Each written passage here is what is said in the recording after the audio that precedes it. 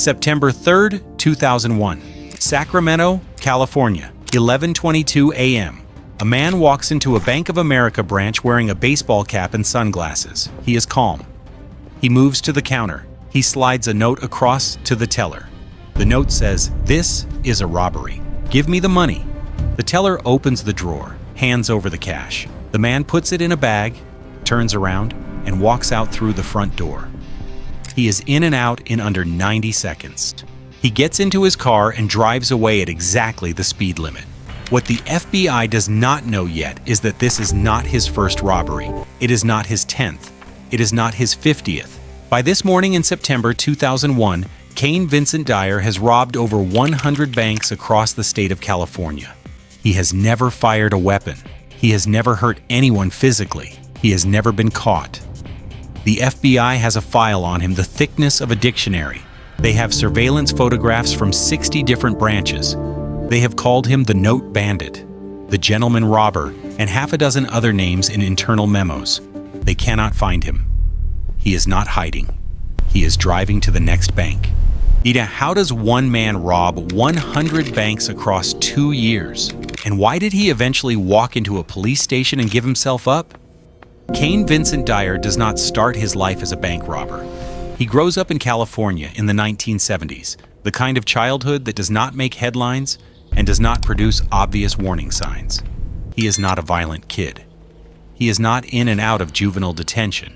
He is, by most accounts from people who knew him before everything went wrong, a reasonably intelligent young man who never quite found the thing that was supposed to anchor him.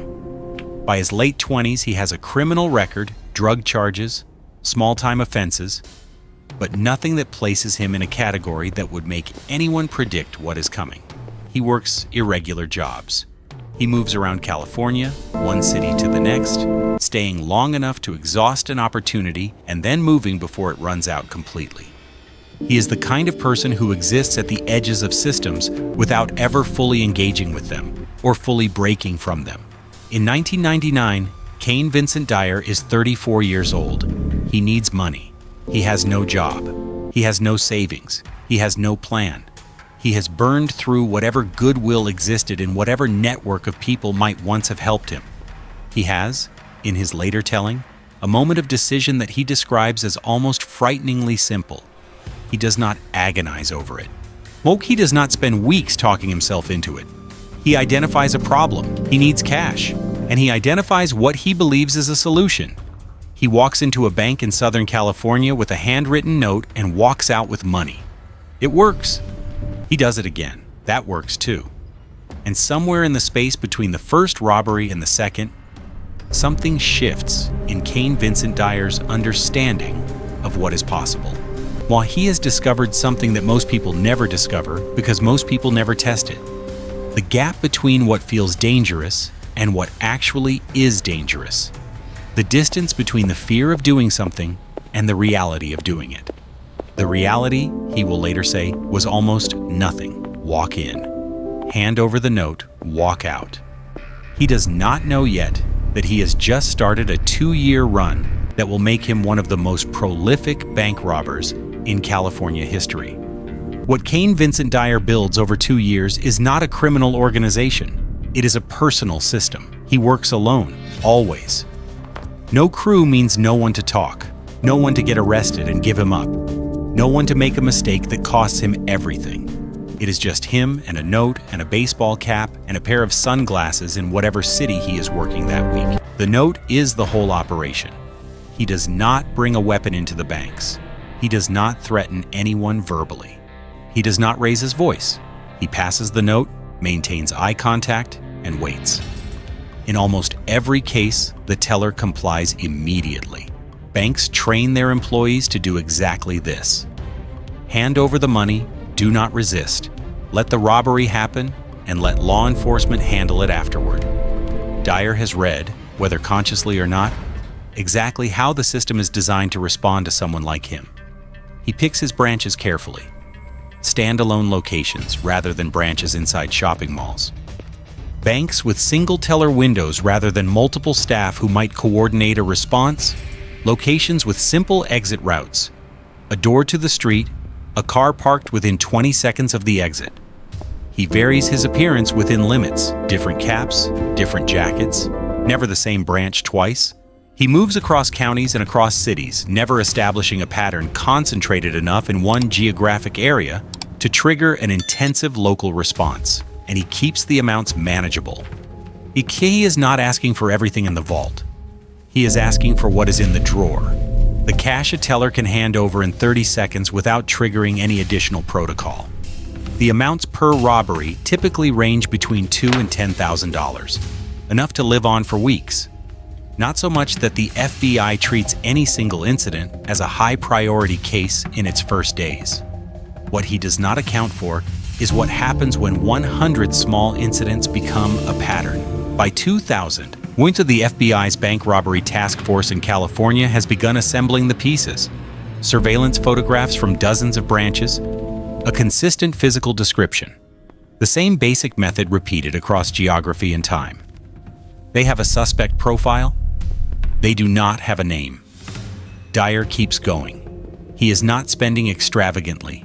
He is not buying cars or houses or jewelry. He is living, motels, food, gas, or the money sustains him at a level slightly above survival, and he treats each robbery as a transaction rather than an event. He walks in, he walks out. He drives away at the speed limit 100 times. By the middle of 2001, Cain Vincent Dyer has been robbing banks for 2 years. He is good at it. He has not been caught. He has developed a comfort level with the mechanics of the crime that has reduced his anxiety to something close to professional routine. Walk in, note, out, drive. This is not courage. This is repetition. The first time anything is terrifying. The 100th time, it is just a thing you do. But something is changing. He will talk about this later with a specificity that surprises people who expect a simpler story. He describes a growing weight that has nothing to do with fear of arrest. It is something else, something harder to name. Every teller he has handed a note to has had a face. Every face has shown him something in the moment the note was read. A flash of fear, a controlled blankness, a visible effort to stay calm. He has seen that expression 100 times across 2 years, and he carries every one of them like a photograph he did not ask to keep. He is not hurting anyone physically. He tells himself this: the banks are insured. The tellers go home at the end of their shifts. The money is covered. No one is permanently damaged. But he knows that is not entirely true. He knows that the 30 seconds a teller spends reading his note and opening their drawer and wondering whether this is the robbery where something goes wrong is 30 seconds. That does not simply disappear when the shift ends. He has watched people's hands shake while they counted money for him. He has seen tellers crying before he even left the building. He knows this because he is not a stupid man. He has just been acting like one. He starts making mistakes, small ones. A cap left in a parking lot, a note recovered before he expected it to be. A surveillance camera he misjudged the angle on. The FBI's file gets thicker. The composite sketch gets sharper. He can feel the net getting closer, even when he cannot see it. And somewhere in the fall of 2001, Cain Vincent Dyer makes a decision that surprises everyone who has been hunting him and possibly surprises him as well. He decides to stop. He does not get caught. He does not get cornered. No FBI agent knocks on his door in the early morning with a warrant and a tactical team. No informant gives him up. No mistake leads investigators directly to him in a way that removes his options. He walks into a police station and surrenders himself. The decision, by his own account, does not come from a single moment of clarity. It accumulates the way most real decisions do. Not as a lightning bolt, but as a weight that eventually becomes too heavy to keep carrying. The faces of the tellers, the knowledge that the net is tightening, the understanding, arrived at slowly and then all at once, that there is no version of this story where he keeps going indefinitely and nothing bad happens. There is also something else he will mention only rarely, a tiredness, being not physical tiredness. The robberies themselves are brief and low exertion, something deeper. the tiredness of maintaining a life built entirely on the next transaction, of waking up every morning and knowing that the entire architecture of your day is pointed at walking into a building and frightening someone into giving you money.